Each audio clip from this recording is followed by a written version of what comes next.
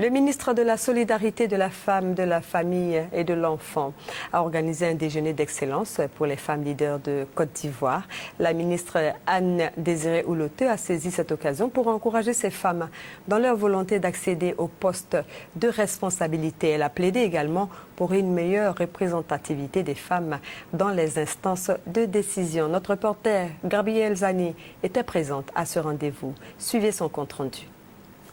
25 femmes sur les 255 députés que compte le Parlement ivoirien. 11 femmes élues maires récemment et 5 femmes sur les 29 ministres du gouvernement. La parité pour le partage des postes de décision en Côte d'Ivoire a du chemin. Les femmes réunies ce samedi matin à la Caisse de stabilisation au plateau, à l'invitation du ministère de la Solidarité, de la Famille, de la Femme et de l'Enfant, l'ont reconnu et sont prêtes à relever le défi.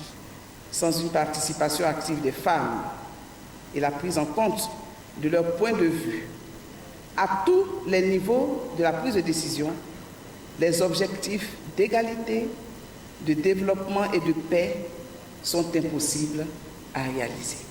Déjeuner d'excellence, mais aussi lobbying auprès des partenaires dont les actions en faveur de l'amélioration des conditions de la femme sont connues de tous.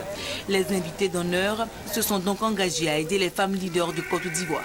Le 28 novembre 2012, en présence d'une trentaine d'entre vous, sous le parrainage de la grande chancelière, la Banque mondiale, par ma voix, lançait les consultations sur le genre en Côte d'Ivoire.